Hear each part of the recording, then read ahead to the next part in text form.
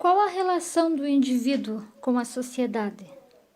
O indivíduo nasce na sociedade e a sociedade é constituída de indivíduos. Entre indivíduo e sociedade ocorre uma relação de sinérgia e dialética. O social é o útero permanente onde o sujeito administra a própria possibilidade, isto é, a própria virtualidade, para realizar aquilo do qual é dotado desde o nascimento. O indivíduo está diretamente relacionado à sociedade por ele ser a principal peça que forma a sociedade. Com deveres, direitos e obrigações, cada indivíduo está diretamente relacionado à sociedade.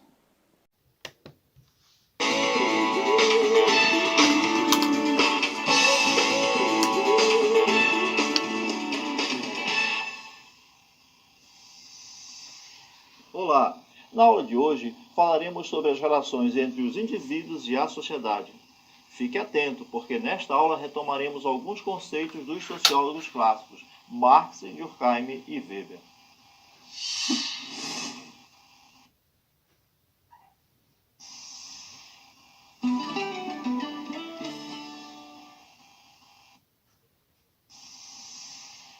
Para Marx, os indivíduos devem ser analisados de acordo com o contexto de suas condições e situações sociais, já que produzem sua existência em grupo.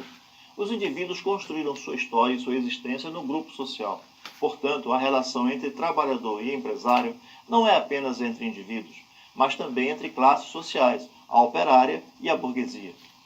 O Estado aparece para tentar reduzir o conflito, criando leis que, segundo Marx, normalmente são a favor dos capitalistas. O foco da teoria de Marx está nas classes sociais, embora o indivíduo também esteja presente. Isso fica claro quando Marx afirma que os seres humanos constroem sua história, mas não da maneira que querem, pois existem situações anteriores que condicionam o modo como ocorre essa construção. De fato, existem condicionantes estruturais que levam o indivíduo, os grupos e as classes para determinados caminhos. Entretanto, todos têm a capacidade de reagir a esse condicionamento e até mesmo transformá-los. A chave para se compreender a vida social contemporânea está, portanto, na luta de classes, que se desenvolve à medida que homens e mulheres procuram satisfazer suas necessidades oriundas do estômago ou da fantasia.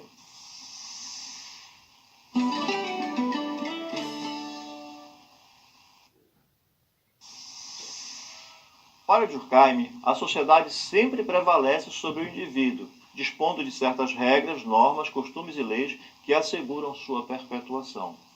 Essas regras e leis independem do indivíduo e pairam acima de todos, formando uma consciência coletiva que dá sentido à integração entre os membros da sociedade. As regras são toda a crença e todo o comportamento instituído pela coletividade.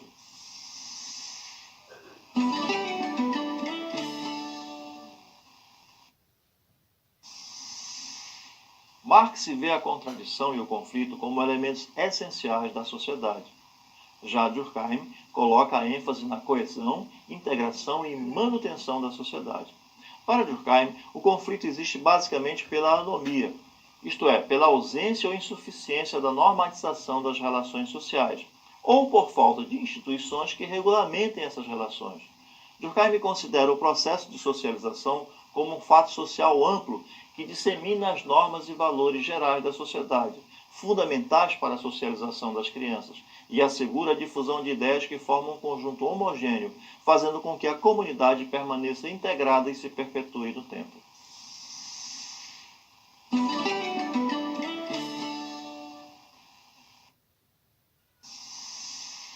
Weber tem como preocupação central compreender o indivíduo e suas ações. Por que as pessoas tomam determinadas decisões?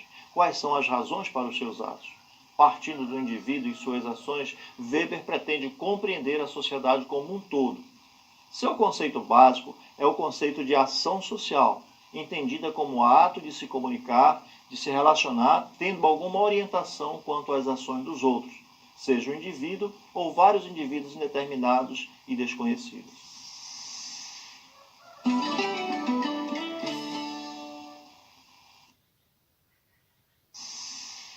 Weber trabalha com o conceito de tipo ideal. Tipos ideais são construções teóricas utilizadas pelo sociólogo para analisar a realidade. Para Weber, ao contrário do que defende Durkheim, as normas, os costumes e as regras sociais não são algo externo ao indivíduo, mas estão internalizadas e, com base no que traz dentro de si, o indivíduo escolhe condutas, comportamentos, dependendo das situações que lhe são apresentadas.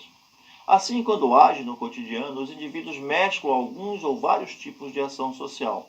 Vejamos algumas delas. Temos a ação homogênea. Para Weber, a ação social não é idêntica à ação homogênea de muitos indivíduos. Por exemplo, quando estão caminhando na rua e começa a chover, muitas pessoas abrem os seus guarda-chuvas ao mesmo tempo. A ação de cada indivíduo não está orientada pelas demais, mas sim pela necessidade de proteger-se da chuva.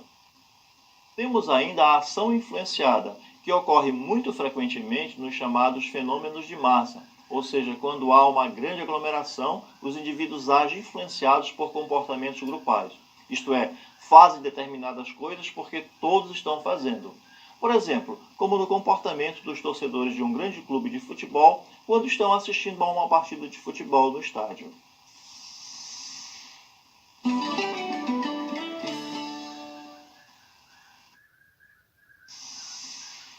Weber agrupou as ações individuais em 4 grandes tipos. Ação tradicional, eu sempre fiz isso. Lá em casa, sempre se faz desse jeito. Ação afetiva, tudo pelo prazer. O principal é viver o momento.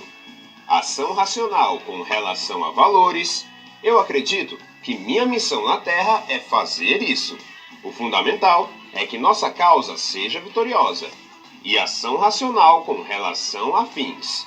Se eu fizer isso ou aquilo, pode acontecer tal ou qual coisa. Então vamos ver qual é a melhor alternativa. Resumindo, para Weber, os indivíduos e suas ações são os elementos constitutivos da sociedade. Sendo assim, as relações sociais consistem na possibilidade ou probabilidade de que se haja socialmente em determinado sentido, sempre numa perspectiva de reciprocidade por parte dos outros.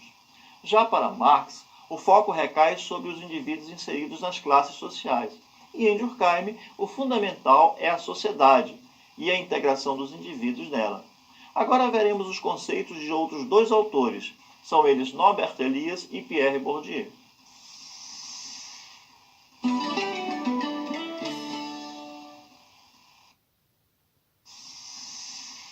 Norbert Elias opera com o conceito de configuração-figuração, ou seja, para ele não existe separação entre indivíduo e sociedade.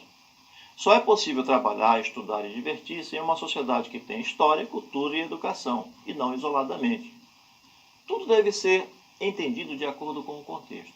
Caso contrário, perde-se a dinâmica da realidade e o poder de entendimento. Pierre Bourdieu trabalha com o conceito de hábitos.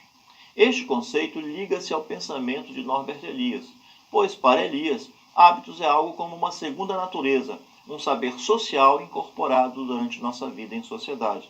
É algo que muda constantemente, mas não rapidamente, de modo que há um equilíbrio entre continuidade e mudança.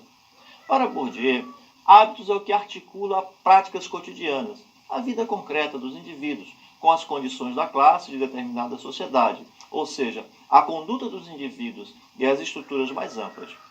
Fundem-se, portanto, as condições objetivas e subjetivas.